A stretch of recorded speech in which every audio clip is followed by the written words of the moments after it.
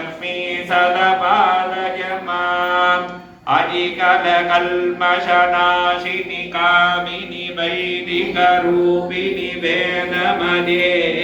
क्षीरसमुद्भवमङ्गलरूपिणि मन्त्रनिवासिनि मन्त्रनुदे मङ्गलदायिनि अम्बुजवासिनि देवगणाश्रितपादयुधे जय हे मधुसूदनगामिनि धान्यलक्ष्मी सदा पालय माम् जय वरवर्णिनि वैष्णवि भार्गवि मन्त्रस्वरूपिणि मन्त्रमये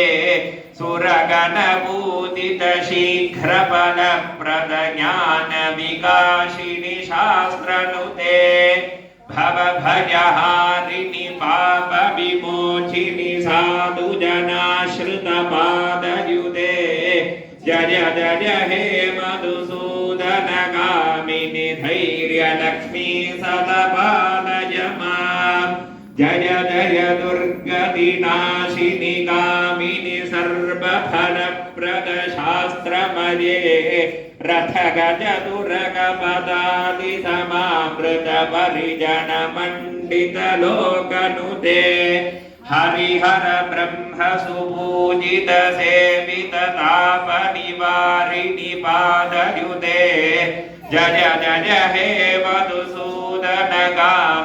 गजलक्ष्मी रूपेण पालय माम् अजिगगवाहिनि मोहिनि चक्रिणि रागविवर्धिनि ज्ञानमये